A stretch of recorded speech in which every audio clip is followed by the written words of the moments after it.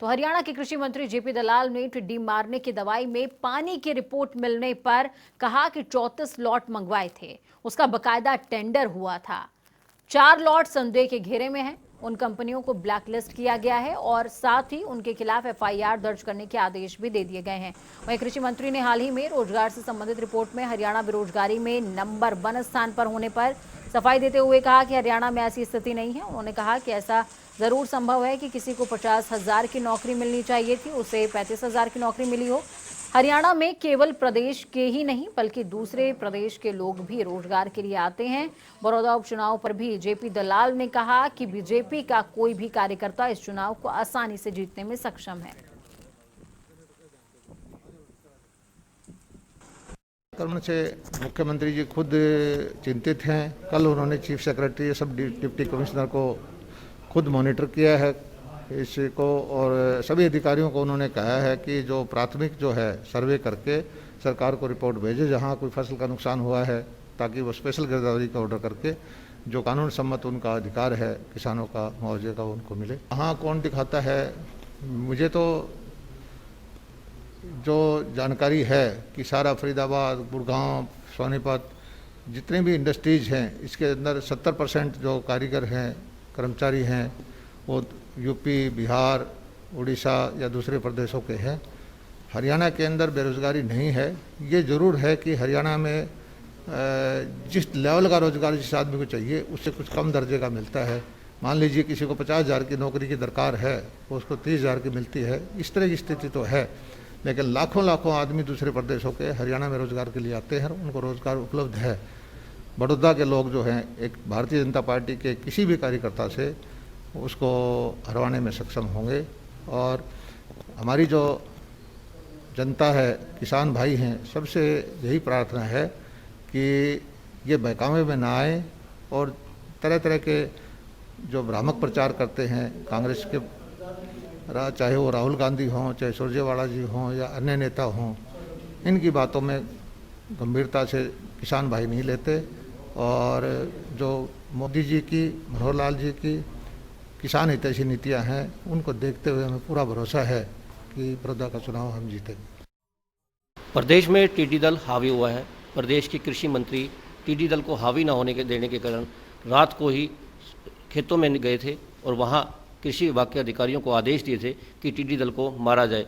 हालांकि इस मकसद में वो कुछ कामयाब भी हुए हैं। हमारे साथ प्रदेश के कृषि मंत्री जेपी दलाल जी हैं, उनसे हम बातचीत करते हैं कि क्या व्यवस्थाएं की हैं और किस तरह का आदर्श जो है प्रदेश में किया गया। कल मुझे जानकारी मिली थी कि टिड्डी दल का राजस्थान की तरफ से बहुत सारे जिलों के अंदर आक्रमण होने वाला है और हमारे कृषि विभाग के अधिकारी इसको सुबह से ही फॉलो कर रहे थे।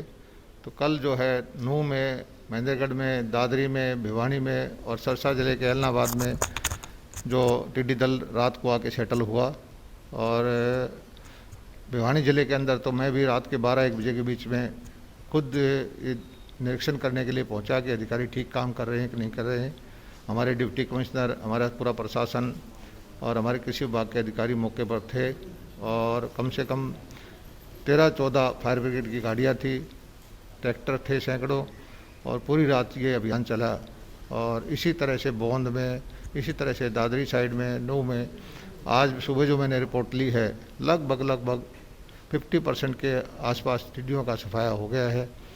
और किसान भाइयों का भी इसमें पूरा सहयोग है। किसान भाइयों से मेरी प्रार्थना है कि अलर्ट रहने की ज़रूरत है।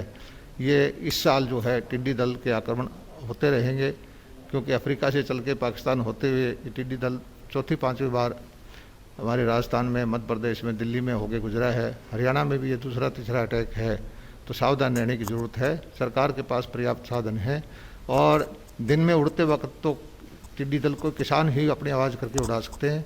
रात को जहाँ ये सेटल होता है टिड्डी दल, वहाँ दवाइयों का स्प्रे करके इसको कंटेन किया जा सकता है। जो दवाई है, दवाई के अंदर पानी है, जिसके कारण जो है फसलें, वो टिड्डी दल जो है पूर्ण रूप से नहीं मर पाएगा। आपने भी जो इंक्वायरी के आदेश दिए थे, क्या स्थिति बनी है सर? हमने टिड्डी दल की आशंका से जब हुई तो हरियाणा के 3-4 विभाग हैं जो दवाइयाँ खरीदते हैं। हैफेड है, हरियाणा सीड डेवलपमेंट कॉर्पोरेशन है, एग्रो इंडस्ट्री कॉर्पोरेशन है, ये विभाग दवाई खरीदते हैं। इनके द्वारा परचेज की प्रक्रिया 7-8 कंपनियों से अलग अलग बैचेज में दवाई खरीदी गई। हमें पलवल के अंदर दवाई छिड़कते वक्त एक बैच पे जो था उस पर शक हुआ क्योंकि उसमें टिड्डियाँ कम मर रही थी, तो हमने उसके सैंपल वहीं डिप्टी कमिश्नर को आदेश दिया कि सैंपल भरवा के इसको टेस्ट करें, और उस दवाई में कुछ खामियां निकली। और उसके बाद मैंने खुद आदेश दिया कि हरियाणा के अंदर जितना भी स्टॉक उपलब्ध है सारी की चेकिंग करवाई जाए।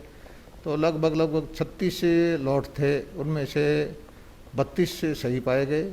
4 लॉट में कुछ कमियां हैं, उनको हमने FIR दर्ज करवा दी है, कंपनियों को ब्लैकलिस्ट करने के लिए लिख दिया है, और इन लॉट्स में किसी अधिकारी की किसी भी तरह की कमी मिलेगी तो उसके खिलाफ अनुशासन की कार्रवाई की जाएगी। कृषि मंत्री JP दलाल, इनका कहना है कि जो लॉट्स आए थे उनमें 4 लॉट्स के अंदर कुछ खामियां थी, उसको लेकर के FIR दर्ज करने के आदेश दे दिए गए हैं और कंपनियों को भी ब्लैकलिस्ट करने की आदेश दे चुके हैं।